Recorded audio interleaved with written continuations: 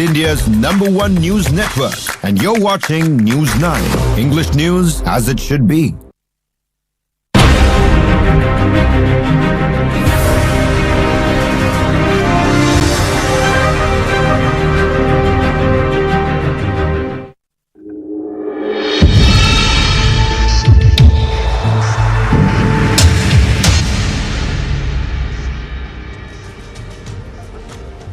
Welcome to News 9 and you are watching On Point with me. Today we have one on point, and that on point is that the options that India can exercise to demonstrate a befitting response to Pakistan for the dastardly Pahalgam terror attack.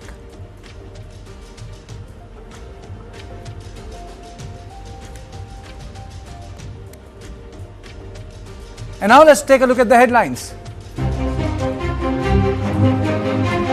Home Minister Amit Shah visits Pahalgam attack site, NIA begins probe.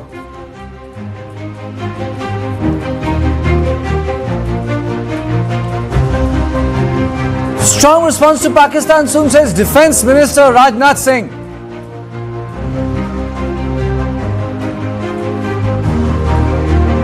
India foils infiltration attack, kills 2 terrorists in Uri.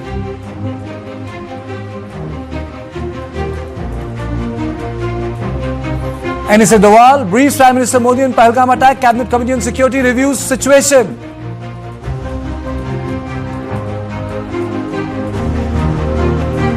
Heart-rending scenes as family of Indian Navy's Lieutenant Vinay Narwal receives his body at Delhi airport.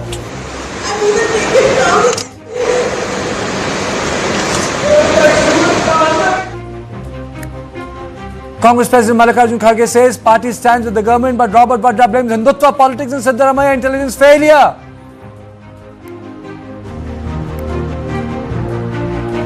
Madras High Court upholds ED's search on TASPAC, dismisses state's plea.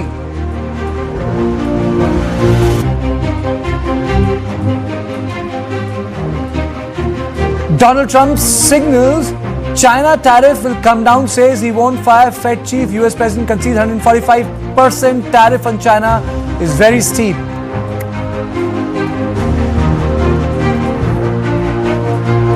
"3,000 residents evacuated as New Jersey wildfire scorches thousands of acres of land."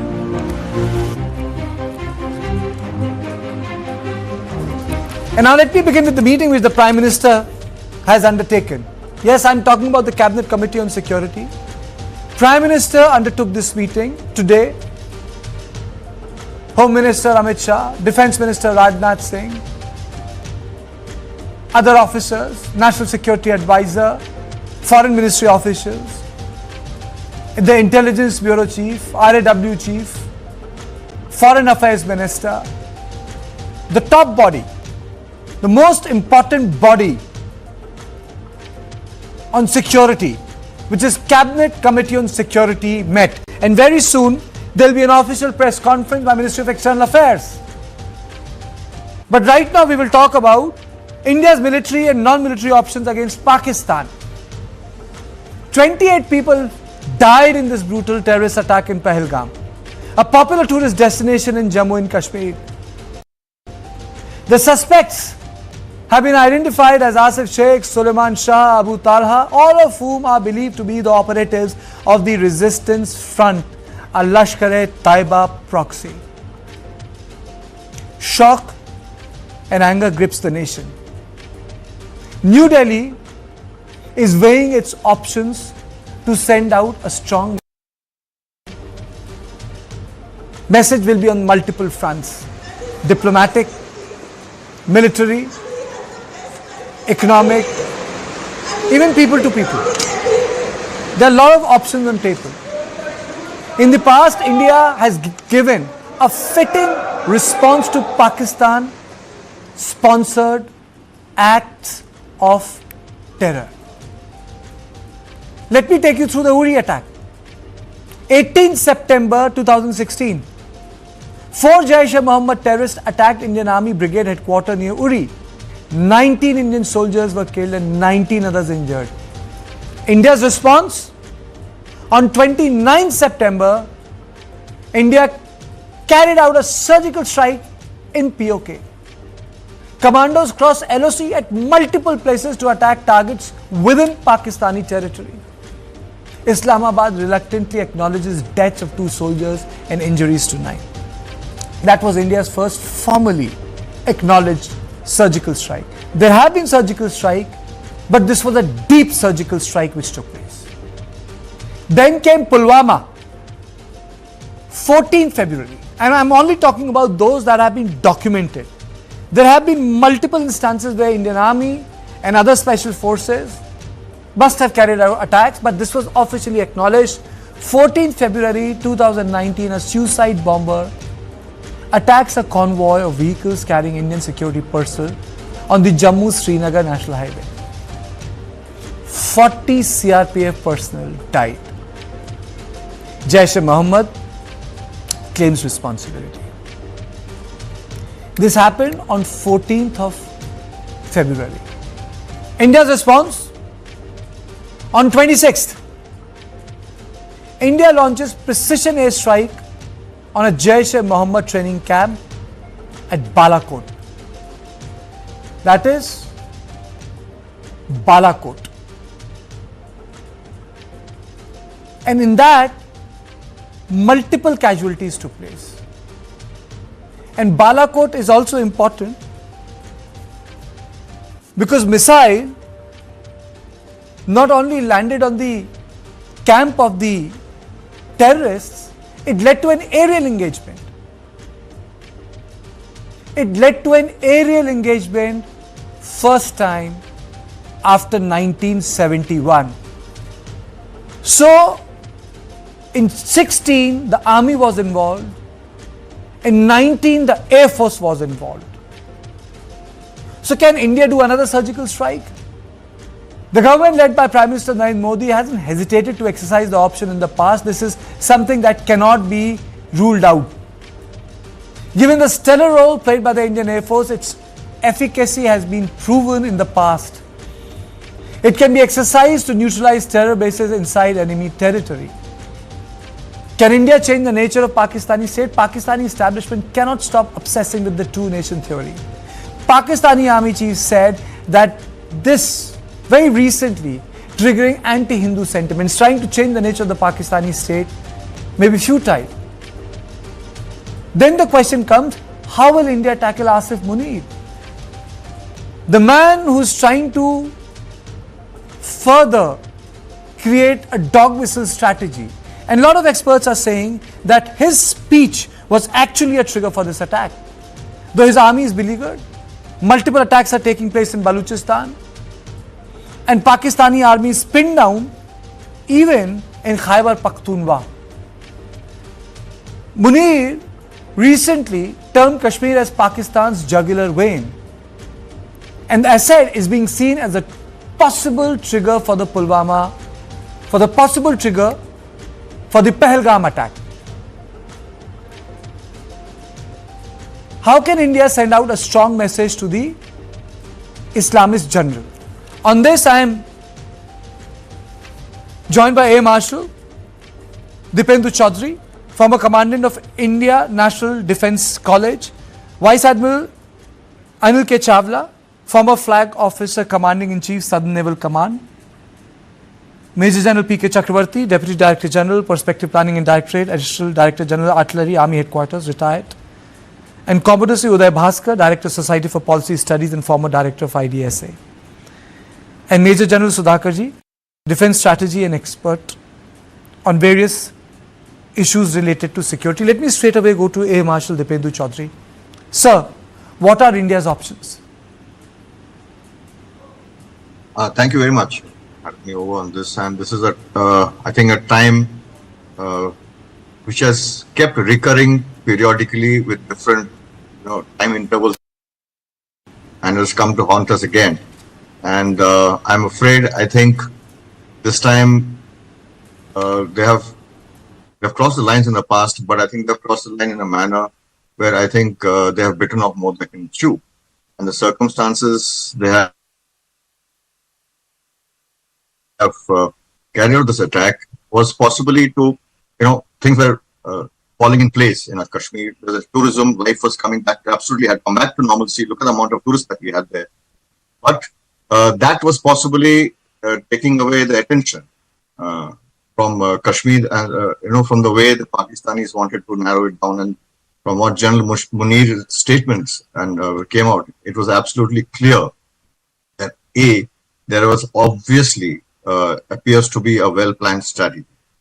And if it hasn't been a planned strategy and General Munir's statements were delinked from this, then I'm afraid as a general, he's made a serious strategic mistake.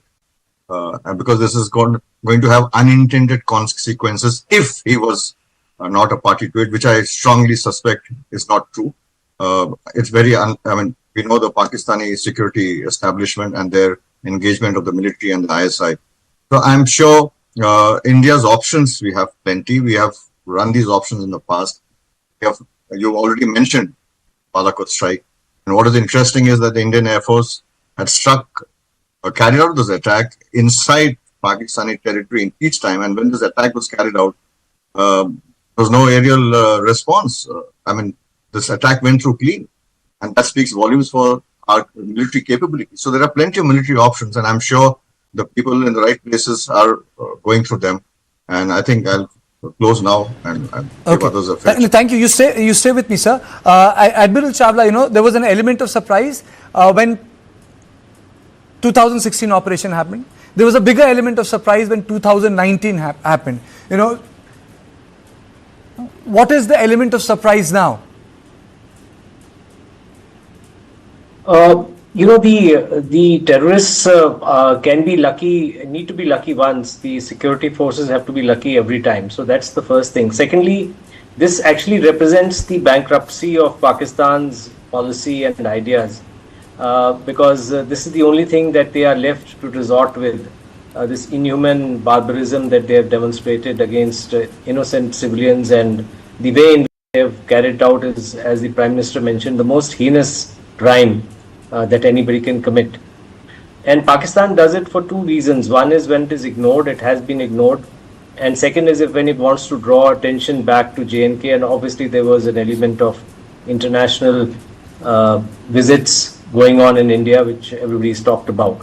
Now, as far as the response is concerned, I think what many people have said, and I agree with that, is firstly, it should be calm and measured.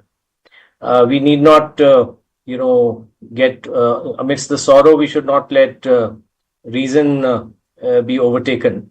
We should be very calm in our response and measured in our response. And we need to think through whatever we are going to do. Definitely something will happen. What needs to happen, whether it's a kinetic option or a non-kinetic option or a combination of these two options, will obviously depend on the decision makers of the day. What needs to be done is to ensure that the bankruptcy that Pakistan is facing in its ideas continues. The bankruptcy is in its futile attempts to, get back Kashmir, which is firmly with India, apart from some fringe element. The second part is that they themselves, as you mentioned, are facing a huge amount of backlash in Balochistan and in FATA and with the Afghanistan, on the Afghanistan border in particular. So they are, their jugular vein is being cut from all sides. The jugular vein is actually their problem, not our problem.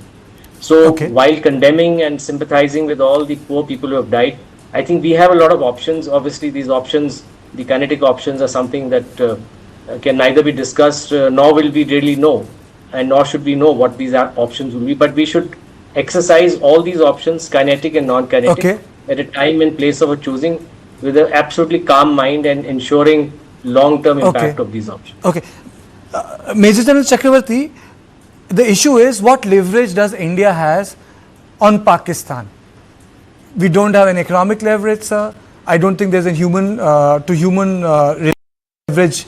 I don't think it exists today. The sort of people to people conversations. There is no diplomatic leverage. What leverage do we have? How do we leverage Indian power to reset the relation? Well, we have a very strong armed forces, which, I do agree with you that diplomacy is practically, there's no dialogue which is going on India and Pakistan. I agree with you as far as diplomacy is concerned. Well, both the embassies still exist. I do not know what they are really doing. But definitely we have a lot of leverage. My goodness, I mean, say, whatever we want to do, our armed forces are, as I can only say, they are very strong. I can give out the options are plenty with us, plenty. I mean, say, Air Marshal spoke about the air option. I can speak of number of other options. I can speak of I don't want to say the weapons which we have got, they can reach. You don't need not, you can carry out a strike with your ground forces, and you can use your own drones also to great effect. So options available with India are plenty. It's just a question of taking the right decision, deciding on which are the, see, we are well aware of what are you've got two lines of these terrorist bases. One is a line which is quite close to the line of control, and the other is in depth. Both can be tackled. Now, which one you want to tackle and in what sense, and that is what is possibly taking time. And definitely, I would say, please, for heaven's sake, there is a word known as military diplomacy. So leverage just doesn't come in by purely, what you call people who are, shall we say, directly in the foreign missions. The foreign missions also have a defense attaché, having been one. And we are capable of suitably, shall we say, having been in Kashmir. There is, even the ceasefire is going on. I do remember when the ceasefire was not there, there were occasions when Pakistan used to request us, if you could please stop shelling. So we are a very powerful country, but we follow the rules. We are a democracy. We can't make a speech like the Chief of Army Staff has made. We have to confine ourselves, as Admiral has correctly said, with a calm attitude. We have to be very patient. We've got to be very moderate in what we do, even as soldiers on the line of control. Okay. Otherwise, options available, you give the armed forces a free hand. I can assure you there are plenty of options, and look, I wouldn't like to table them over here. Just I would like to see this. Having been actually involved. Okay, Commodore Bhaskar, the world in last 1 year has seen the Israeli response in Gaza, the October attack that took place. Do such options exist for India? One, are they comparable to? And secondly, where do we place our deterrence, hard deterrence? Kartikeya, number one, India does have options, and they could be comparable or similar to what Israel has exercised or chosen to pursue in relation to the Hamas attack of October 2023. That having been said, the context, Israel, Hamas, Palestine, Gaza, is very different from what obtains as far as India, Pakistan, and the specific Pahalgam attack is concerned. You've been raising this question, does India have options, particularly military options? As my panelists have already pointed out, affirmative, yes, India does have military options. We had the example of Balakot. Yes. But I think your observation is also very valid. The surprise element. Yes. What India achieved in 2016 and 2019, in my reading, perhaps that surprise element does not exist in 2025. So my reading is that while India can exercise a swift military response, it will not be cost-free. And I want to repeat something that is often said in relation to war and politics, that any military initiative, particularly a war, must have a larger political objective. In this case, I think for the Modi government, that is the complex challenge that I believe the CCS must be deliberating on just now, which is that, yes, there is a strong domestic political compulsion for Mr. Modi, now in his third term, to come across as a leader who can do what he had promised to do, if you remember, Ghus ke marenge, if you remember the aftermath of Balakot. But as an analyst, I'd like to raise this point in this forum. Was Balakot able to prevent Pahalgam? The answer is no. So I think we have to look at this at two levels in terms of objectives. What is the immediate objective? India must respond in a resolute manner. That is the popular sentiment, and domestic politics would suggest that this indeed must be done. But that again, I think, must be tailored about what is it that the Modi government wishes to convey. If it is resolved, yes, India can use its trans-border. There are a range of them. I think my panelists, both M. Ashil Chaudhary and the others, have identified the options on the table. Not all of them can be discussed. But are they cost-free? I repeat this point, no. And since you raised Israel, let me make this point that not only Israel in October 2023, President Bush in September 2001, 9/11, embarked on an immediate military response in relation to Afghanistan in 2001. But after a very long, expensive war of 20 years, the Taliban came back to power in Afghanistan. So my short point is that one is the immediate tactical response. India can do many things, but they will not be cost-free. There is the possibility of escalation. The long-term challenge for India is abiding the ideology of terrorism that currently animates Kashmir. That would need an all-of-government, and I think we also have to do our own internal review and accept that there were lapses, which is why Pahalgam happened. And I think that internal review about intelligence lapses, I've raised this every time I come to a television studio, that I don't think we are being honest to ourselves about why are these lapses occurring. You know, we have a very, very competent domestic intelligence agency. We have a very competent external agency in the IB and the RAW. We have a large security presence that comprises the military and the central police forces. So I think some tough questions need to be asked before we embark on the military option. Kartikeya? Okay. Major General Sudhakar ji, you know, since this Israeli issue was raised, when I used to ask this question during the deep Gaza incursions that were taking place, has Israel been able to change the behavior of Hamas and Hezbollah?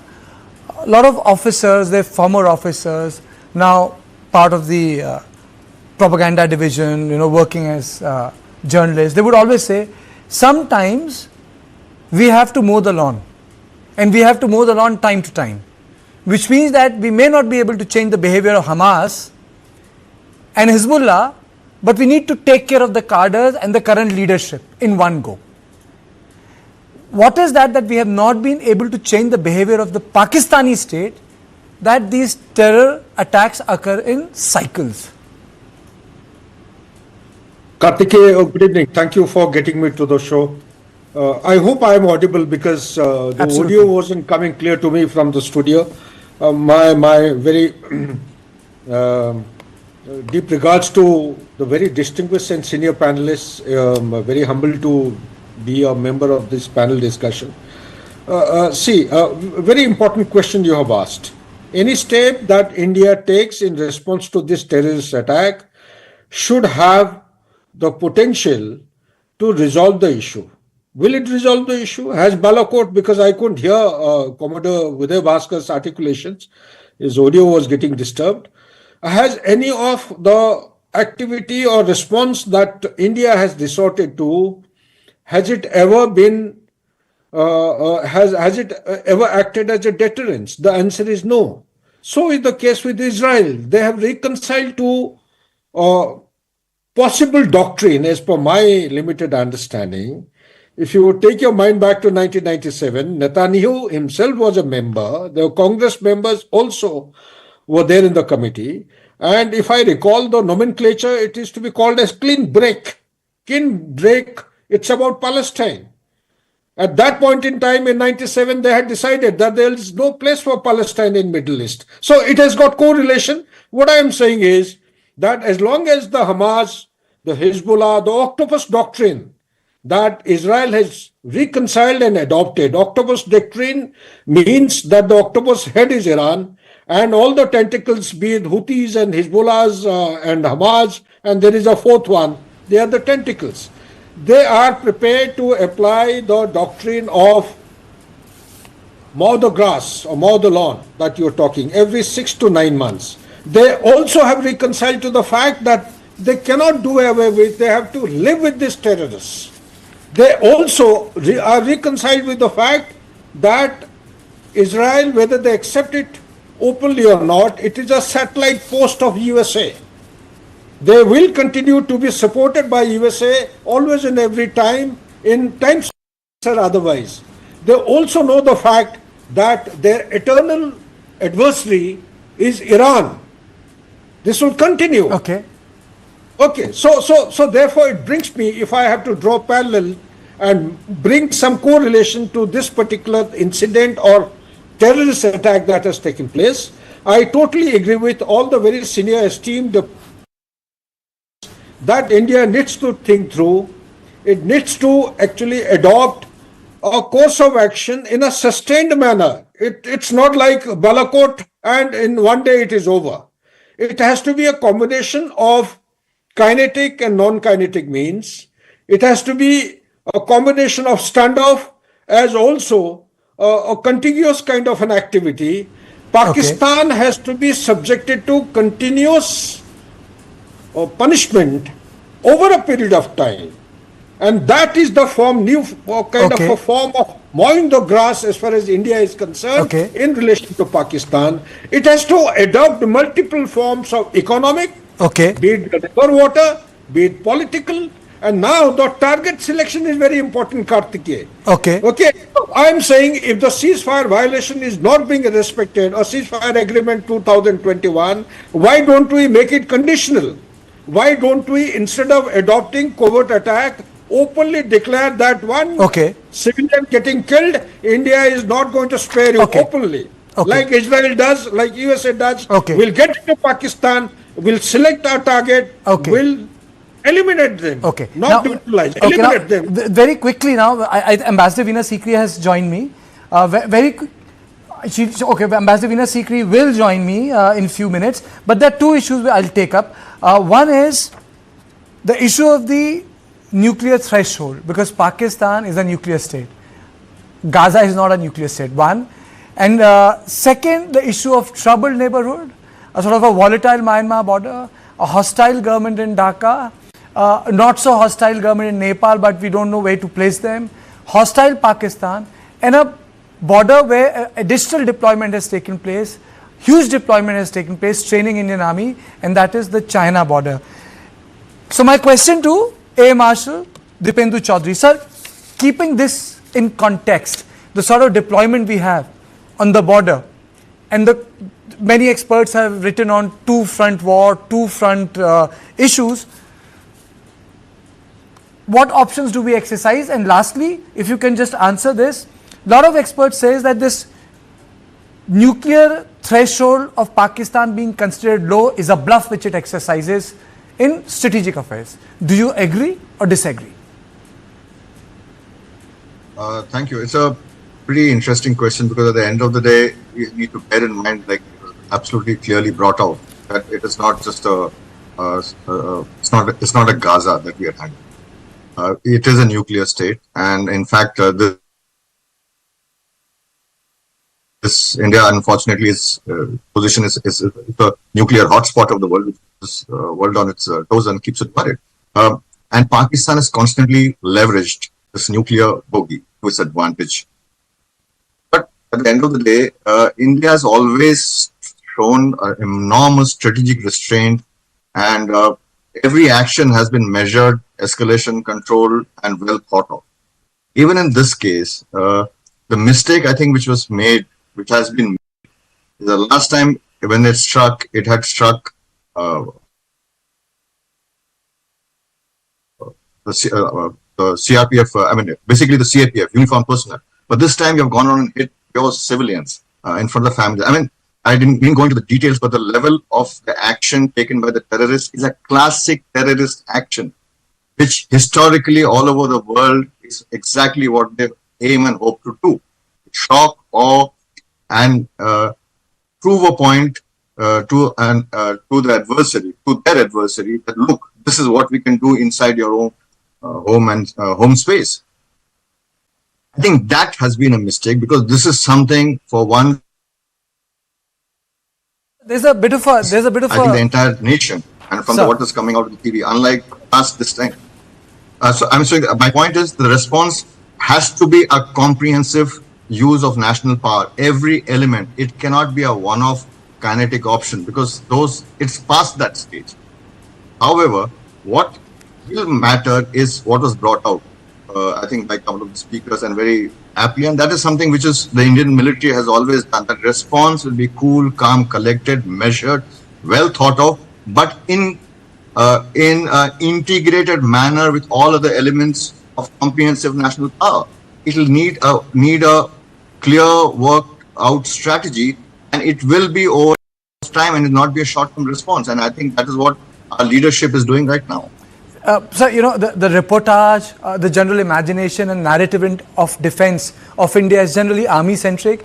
Of late, there are stories of the people from Air Force. Very few stories, come out of Navy, in terms of their contribution to India. The one film made on the submarine that was sunk by the Indian Navy during 1971 war. I think that's the last I saw of, in context of the larger role of the Navy in the popular movie, journalistic, literary narrative. So can you just take us through what are the naval options which can be less than the threshold of a full-scale war? If I have to simply put it to my viewers, and placing Navy in context of India's defense, deterrent and deterrence. Is that addressed to me? Yes. Yeah. So thank you for that question. The first thing I'd point out is that the Navy is aptly called the silent service because any Navy in the world, because the minute it sails out more than 3 or 4 nautical miles from shore, nobody knows, nobody can see what's going on. While a lot is indeed going on at sea. And as you know, for the prosperity of any country, the maritime sphere is of the peace and tranquility is of utmost importance. So I think that is what essentially is the unseen job of the Navy, maintaining the 80% or 90% of the trade, keeping our sea lanes open, ensuring that the entire coastal communities are safe, and keeping a strong deterrent posture so that the war at sea cannot be escalated or thought of by the other person. Now, as far as options from the Navy are concerned, there are a number of options. Now, having been in a position where I know these options, obviously, these are something that you cannot really talk about in public or should not talk about in public. So, because that is something that is, something that needs to be kept at a very, very confidential level. So I don't think that's apt to discuss. But what I would rather bring out is that, we should not despair at this time. I always see a lot of elements. We are winning this entire war with Pakistan. We are winning it comprehensively. You look at the economic situation that India has. You look at the diplomatic situation that we have. You look at the armed forces strength that we have. You look at the fact that Kashmir has been integrated back with India after Article 370 was abrogated. The world today has changed its view about Kashmir. You look at the images that you are showing across India and across Kashmir about the public reprehension or opposition to the attacks that were carried out within Kashmir the first time the Bandh was called. So we are winning this war comprehensively. And Pakistan, as I mentioned in the beginning, is acting in desperation. So while coming back to your specific point about the Navy is concerned, there are a number of options that can be exercised, but I would not really like to identify any specific option because that's not correct. It sort of firstly is incorrect procedure. Secondly, it's not something that should be done. Suffice it to say that the options at sea, if exercised, will have a disastrous impact further on Pakistan. Okay. If they are exercised. Okay. So I think that is something which the decision maker will do. But I think we need to remember that we are winning this war. These are small battles and irritants, small for in the larger picture, very bad for the people who are there. The people who have lost their loved ones. For them, it's a life that has been lost.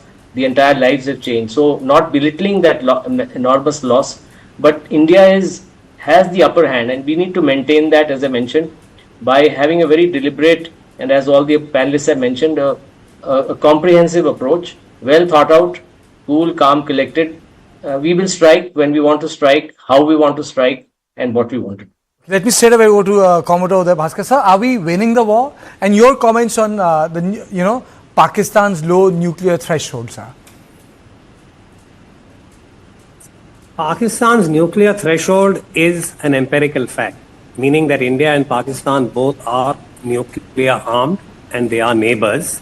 And in the 1999 Kargil war, this was amply demonstrated that while Pakistan tended to be reckless in waving the nuclear sword, India acted with great restraint, and this in turn paid rich dividends to India in the politico-diplomatic sphere. Now, the nuclear card is always bandied, and this has been gamed many times as to when and how will the escalation take place. My limited response at this point is that I think we should acknowledge the fact that when I said India's response, any military response will not be cost-free, one was the fact that in the event, hypothetically, if India carries out a strike, there is a Pakistani response, India then decides that it will increase the ante, as it were, and open a conventional front, then we are going up a couple of steps on the ladder. Where does the ladder peak? The possibility that Pakistan will use in the past, there's been reference to tactical nuclear weapons, a phrase that I do not, because there is nothing tactical about using a nuclear weapon. Absolutely. Now, that is the kind of apocalyptic scenario that I personally, as an analyst, would say one has to even allow it to enter the discourse in a very measured manner. Will Pakistan use its nuclear weapons? Now, there is a lot of speculation that at the end of the day, they will not take such a step because they know that the Indian response would be of an order that would cause extreme damage, almost to the point of erasure. Do we want to go down that path? Any sane, prudent kind of voice would say negative. And more importantly, the international community is not going to be sitting and allowing two nuclear armed neighbors to go down the path, just as India raised its voice, if you remember, in the Ukraine war. Yes. Whenever there was a reference to the possibility that Moscow might introduce a nuclear dimension, in his own way, Prime Minister Modi was able to reach out and make the same point that will be made to India and Pakistan, that this is not an option that should be considered. So I personally, at this whole day, this morning, I've seen a lot of rhetoric which seems to suggest that this is a path that India can pay the price. I would say that is feckless. So while we recognize that there is a nuclear dimension, I think India's decision makers are mature. They will make the appropriate call knowing fully well, I repeat this point, this is not cost-free. There are reports that Pakistan has already got its entire military on alert.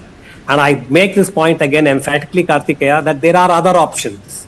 We have political options, economic options, financial options. If you remember the last time around when India was able to get global support for the FATF, the Financial Action Task Force, Pakistan paid a very heavy price. So I think there are other ways of ensuring compliance through compellence, and that compellence need not necessarily be nuclear. That's my limited point. I think that's an important point. Major General Chakravarti, do you think that the non-military options or the other options other than military, can create high compliance levels? Well, I'll be very candid. After having served a large portion of my life exactly in the areas where things have happened, and having known Pakistan a little too well, I do not think that the options of the FATF, which I have been writing in great detail, or any other options have anything to do with the Pakistani military mindset. Let me be very calibrated in my talk. Having handled the entire not ceasefire, having handled the artillery firing for years, against Pakistan, this is not a country which follows any such rules. I was in Jammu only a month back. Let me tell you frankly, I was quite surprised that we have possibly taken Pakistan to be a sane state. Let me just say it in very humble terms. We can't afford to just do something, that only we are by doing FATF or getting the United States or China to speak to them. Nothing is going to happen. We have to do something. I don't want to lay out the options, as I think both Air Marshal, Admiral, as well as General Sudhakar has very correctly, as well as Commodore has said. But there are many military options. The military can't be out of this. I'm sorry to say so. The military has to come back. I've served in Kashmir and I know how the military has to serve. From a doctor to everybody has to be on his toes. And this, you cannot take the state of Kashmir that you open a movie hall and you feel that one movie has started, then you can accept that Pakistan is going to take it lying down. Believe me, an ant can get into an elephant's ear and cause enough pain. Now, having such a big area which extends right from the Chenab up to Dem Chowk, and knowing every millimeter of it, because I had to fire rounds correctly, because we are all talking very big. I had small weapons which kept going, and belonging to the artillery, I had to make sure that while this was on, it was calibrated. And if required, the Air Force came in. If required, the Navy came in. I'm repeating it today. If required, we use surveillance of very different nature. But to think FATF, because I've been writing about FATF, I can assure you these have no impact on the Pakistani military mindset. Pakistan is not controlled from Islamabad. Often in my presentations, the first target was GHQ at Rawalpindi. Is Rawalpindi which says the orders, and particularly with regard to India, with regard to Kashmir. I mean, you don't know to hear the Pakistan Army Chief. I'm myself telling you, after deep analysis, having dealt with situations which are not supposed to be discussed over here, nor we should talk about it, and nor we should be emotional. There is no other way in dealing with this military mindset but giving a military response. Now you can decide, and it has to be everybody in. Obviously, it can't be today just somebody going in from the army or the navy it has to be a whole of government approach. That I agree with you.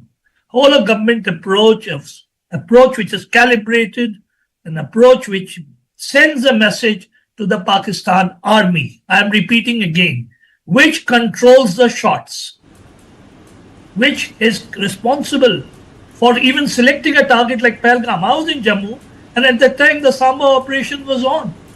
But believe me, having served as a general over there, I didn't get the feeling of what Kashmir should really look like, or I'd say what Jammu J&K should look like. I know, having served over there, how it was and what was the convoys and how it moved.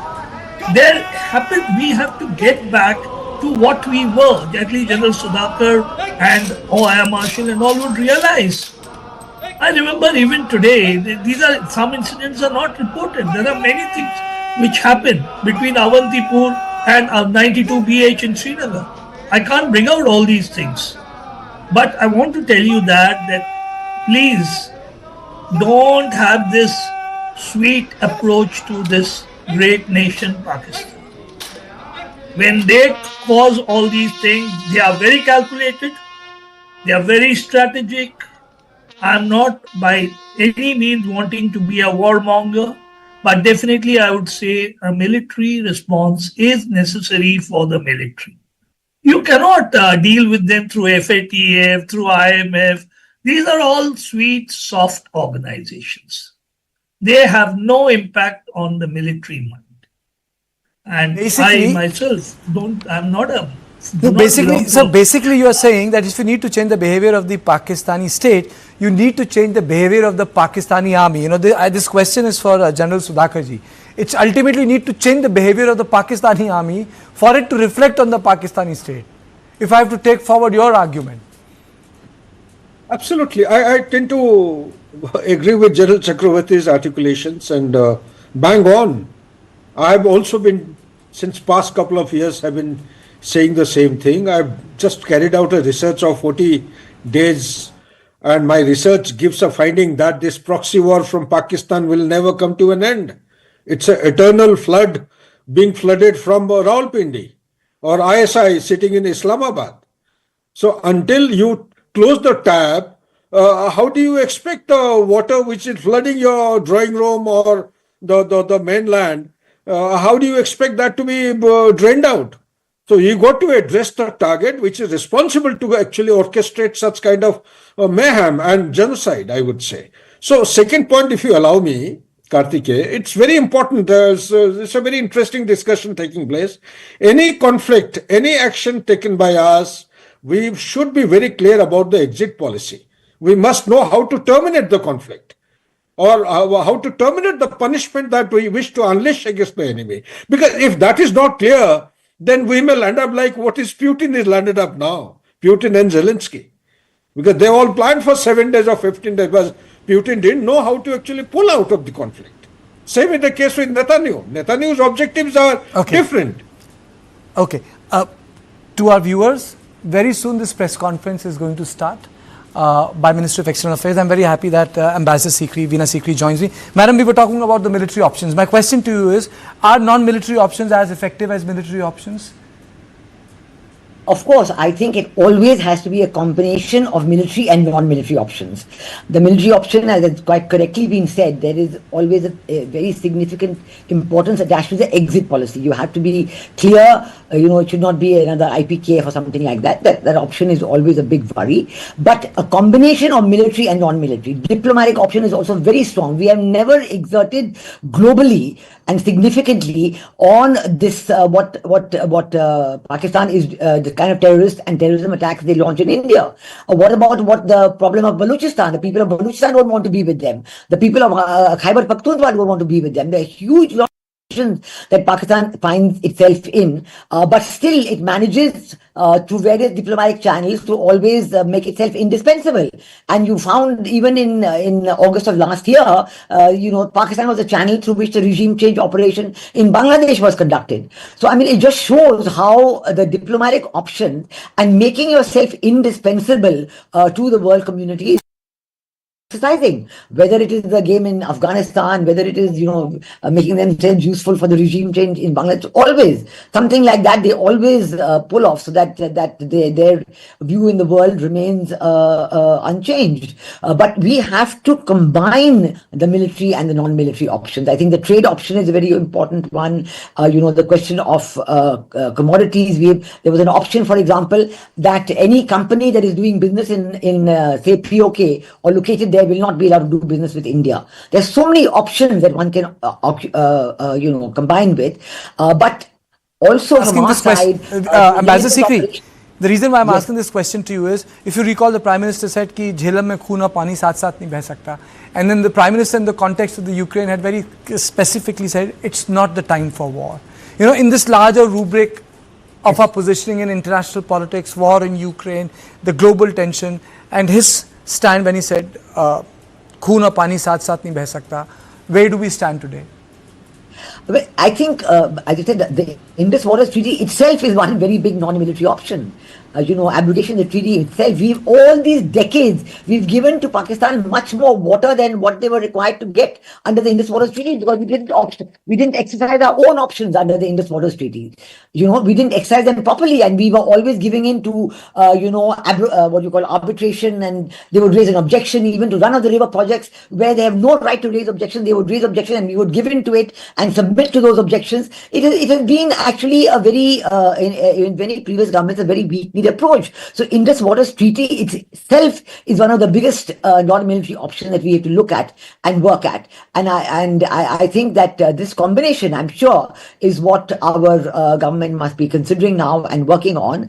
And it has to be that. The military option has to be kept alive, because Pakistan is using that option all the time. I mean, ever since 1989, their what they call War of 1,000 Cuts, using the terrorist option has been terrible. It has been terrible for India. When I was in Bangladesh, every Pakistani terrorist attack in India had a Bangladeshi footprint, because they were using Bangladesh for launching the terrorist attacks in India. And they're planning to do that again now, because they're getting closer with Bangladesh. So we can never entirely give up the military option. We can never give up the military wariness and, manning our borders and making sure that we have the capacity to retaliate. And even to launch attacks. We've seen our surgical strike. We've seen what we did in Balakot. It's not that we don't have the capability. It's a question of planning it and doing it at the right time. And I think that we have to have this combination. I think we're going to see some announcements coming in now with the CCS meeting still going on. But I think that the demand of the people of India is for retaliation, for not being quiet. The demand is completely that. I've seen so many, the whole of today, the letters, the impassioned appeals, saying that you just cannot, let this situation go as it is. This demand is very much there. So we as a nation have to put our heads together and come up with this combination of military and non-military operations. I think water is a very important operation. The Indus Water Treaty is something we just have not used all these years. And we have to start using it now, combined with a lot of other, significant options which are military and non-military. Okay, let me play out a couple of reactions that have come, including Rajnath Singh, Defence Minister. आते हुए आतंकवादियों द्वारा किए गए कायरतापूर्ण हमले में